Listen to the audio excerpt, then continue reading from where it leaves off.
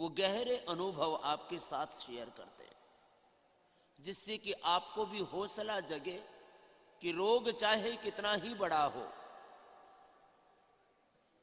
आप उस रोग को हरा सकते हैं।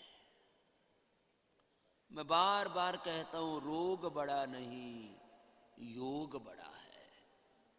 शैतान बड़ा नहीं, भगवान बड़ा है। पाप अधर्म बड़ा नहीं, पुण्य बड़ा है। धर्म बड़ा है, झूठ बड़ा नहीं, सत्य बड़ा है। प्रमाद बड़ा नहीं, पुरुषार्थ बड़ा है। करना तो पड़ेगा। मंडूकासन 5 से 10 मिनट ऐसे लगातार करना। शशकासन, योग मुद्रासन, वक्रासन, गोमुखासन। अब यहां 10 बीमारी लेकर के पद्मजा बैठी है यहीं सामने, और इसने इसी के पास माइक लेके जाओ। 10 से ज्यादा बड़ी बीमारियों को इसने ढा दिया है। छोटी सी एक सी दिक्कत और बच गई थी, दृष्टि कमजोर पड़ गई थी। अर्थराइटिस, रोमेटॉइड अर्थराइटिस से लेकर के बड़े बड़े उपद्रव ठीक कर लिए इसने। एक निष्ठ होकर के, जो मैं बार बार शब्द बोलता हूं, एक निष्ठ होकर के, गुरु निष्ठ होके, योग निष्ठ होके, ध्येय निष्ठ होकर के अपनी साधना, अपना साधन पूरा करो। फिर ऐसा हो ही नहीं सकता कि तुम्हारा साध्य ना मिले। मंडूकासन, शशकासन करो।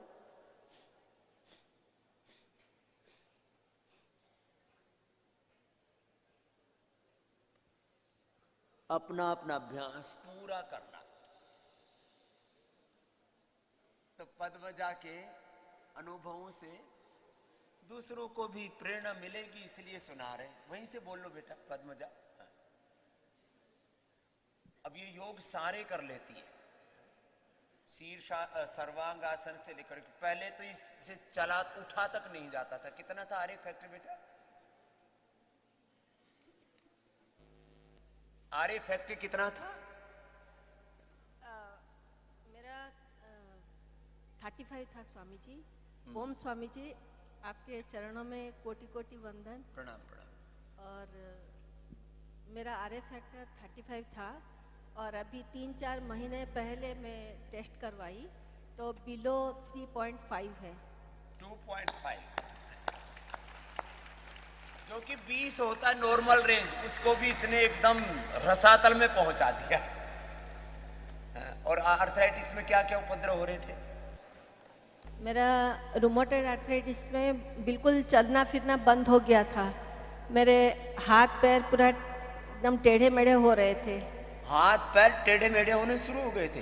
ये अर्थराइटिस के 3 तरह के ना वेग होते हैं। किसी के हाथ पैर टेढ़े मेढ़े होते हैं, किसी को बहुत भयंकर अकड़न दर्द होती है, फिर हड्डियों में डिफॉर्मेशन शुरू हो जाता है, बहुत बुरी हालत में पहुंचा देता है। और आर ए फैक्टर के बारे में सारी दुनिया की मॉडर्न मेडिकल साइंस कहती है कि ये क्योर नहीं होता। ये तो मेरे पास में लाखों एग्जाम्पल हैं आर ए फैक्टर के, जिसको हम ठीक कर चुके हैं। जी बेटा। और मेरे आर फैक्टर तो उसके चलते मैं चल नहीं पा रही थी। फिर मैं CMC वेल्लोर में भी जाके दिखाई तो वो बोले कि ये तो रिएक्टिव आर्थराइटिस। मेरा आपका प्राणायाम योगासन वगैरह करते करते वो, और फिर कुछ कुछ आपका बताया हुआ दवाई लेने के बाद मेरा पॉजिटिव से नेगेटिव हो गया। लेकिन फिर मेरा दर्दें बहुत होती थी। फिर उसके लिए मैं वेल्लोर गई थी, CMC वेल्लोर में चेक कराई तो बोले कि नहीं, आपका ये रिएक्टिव आर्थराइटिस है, ऑटोइम्यून डिजीज है। ऑटोइम्यून डिजीज बता दी फिर। ये ऑटोइम्यून डिजीज भी एक बहुत बड़ा बखेड़ा है। फिर उसके लिए मुझे HCQS और साज का भी मेडिसिन दिया गया था। और उसको लेने के बाद मैं ज़्यादा दिन तो मतलब पसंद नहीं कर रही थी उसको लेने के लिए, लेकिन सब बोले कि बड़े बड़े डॉक्टर्स दिए तो उसको लो। फिर मजबूरन वो सब दवाई। घर में एक पंचायत बैठती है जो कहते हैं कि बड़े बड़े डॉक्टर बोल रहे हैं, तो ये डॉक्टर किस बात के लिए हैं? फिर इन्होंने 5-5, 10-10 साल, 20-20 साल पढ़ाई की है, करोड़ों रुपए इन्होंने खर्च किए हैं, तो ये जो है ना, जो बोल रहे हो कर लो, जो होगी देखी जाएगी, मरेंगे तो मर जाएंगे, जिएंगे तो जी जाएंगे, कर लो। घर में ऐसे पूरी पंचायत बैठ करके निर्णय करने लगती है। फिर वो दवाई में 15 दिन लेने के बाद फिर से मैं चारपाई पे आ गई। उस सलाह से फिर चारपाई पर आ गई। सार्स की दवाई दे रहे, अब इसको सार्स की कोई बीमारी, ऑटोइम्यून डिजीज के लिए कुछ भी ठोकते हैं। ऑटोइम्यून डिजीज के लिए स्टेरॉइड से लेकर के, सार्स की दवाइयों से लेकर के, कैंसर की दवाइयों से लेकर कुछ भी उल्टे पुल्टे एक्सपेरिमेंट करते रहते हैं। तो फिर क्या किया? फिर जैसे कि मेरे पति एक दिन जैसे कि कुछ ऐसे चैनल्स देख रहे थे, हम लोग तो रोज़ आपका जैसे कि आपको मन में सोचते हैं, ध्यान करके वो करते ही रहते हैं। तो उस दिन ऐसे ही देखते देखते आपका दिख गया। फिर मेरे पति बोले कि नहीं, स्वामी जी बोलते हैं ये सब प्राणायाम वगैरह सब थोड़ा ज़्यादा करो, और आपका बताया हुआ उस समय कुछ महायोगराज गुग्गुल, चंद्रप्रभा बटी, वातारी चूर्ण और पीड़ांतकवाद, दशमूलकवाद, वो सब बना के देते थे। पूरा टाइम टेबल बना के मुझे देना शुरू कर दिए, और मुझे ना बोले कि तुम प्राणायाम करती रहो और हल्का फुल्का जितना हो रहा है उतना करती रहो। तो वो करते करते फिर मैं चलने फिरने लायक हो गई स्वामी जी।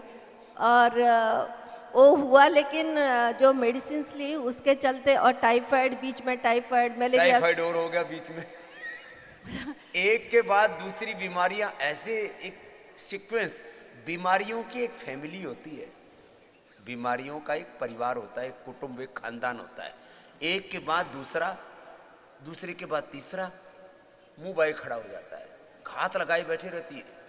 तो चलो सारे से मुकाबला हुआ, फिर वो टाइफाइड के लिए खूब कलम मुनक्का अंजीर लिया। वो सब लेते लेते ना मेरा यूट्रस भी खराब हो गया। गॉल करते ये मतलब सारी बीमारियां होते होते यूट्रस के ऊपर आ गई दिक्कत। गॉल ब्लैडर पे भी स्टोन्स होके गॉल ब्लैडर को भी निकालना पड़ा, और फिर यूट्रस में बहुत ज़्यादा जैसे खराबी हो गई, तो बोले कि इसको भी हटाना पड़ेगा। उसका भी हटाए, तो जितना मैं थोड़ा सा अच्छी हो गई थी, रूमेटॉइड आर्थराइटिस से उभर गई थी, फिर वो वापस हो गया। रूमेटॉइड आर्थराइटिस ठीक किया, ऑटोइम्यून डिजीज ठीक किया, तो और 2 ऑपरेशन हो गए। तब तक गॉल ब्लैडर निकाल दिया, यूट्रस निकाल दिया, फिर चारपाई पर आ गई। फिर भी हिम्मत नहीं आ रही। फिर क्या किया? फिर वो जैसे कि 1 आध साल में कर नहीं पा रही थी, कुछ नहीं कर पा रही थी। फिर डॉक्टर्स बोलते थे नहीं तुम ये कपालभाति क्या करती हो, तो मैं बोली ऐसे प्राणायाम करती हूँ। बोली नहीं नहीं वो सब मत किया करो, करके कुछ दवाई वगैरह सब देने लगे। उससे और तबीयत और बिगड़ गई। तो सब ये योग मत करना बिल्कुल भी, चाहे मर जाना। तो ये है। फिर अब लास्ट बता, अब क्या हाल है तेरा? हाँ? मैं इसलिए बोल रहा हूं, ये कल मिली, ये पहले आ चुकी है। तो बोले स्वामी जी मैं तो सारी बीमारियों को झेल करके और उन पर विजय पा करके आई हूं, तो अब क्या हालत है, अब बता। अभी आपका जैसे कि पिछले साल आई थी मैं, फिर आप जैसे बताए थे पीड़ानील गोल्ड, ऑर्थोग्रिट, वो सब लेने के लिए, वो लेने के बाद और फिर प्राणायाम जो है आधा 1 घंटा करने लगी। कपालभाति, अनुलोम विलोम आधा एक घंटा वो करने लगी। उसके बाद पिछले साल जैसे कि मई से धीरे धीरे ऐसा लगा कि यानी जो मैं कर नहीं पा रही थी, हल्का फुल्का आसन करती थी, फिर उसके बाद जितने कठिन कठिन आसन हैं वो सब करने लगी हूँ। अभी जैसे कि लगता है कि मुझे और कुछ नहीं है। अब इसने, और जो आंख वाला तो बता भी मेरा लास्ट में, अब इसको अब सारी बीमारियां ये मिटा चुकी है। इसके लिए पद्मजा का अभिनंदन है कि इतनी बीमारियों से भी घिर के और उनसे लड़के निकल करके आ गई। इसलिए मैं कह रहा हूं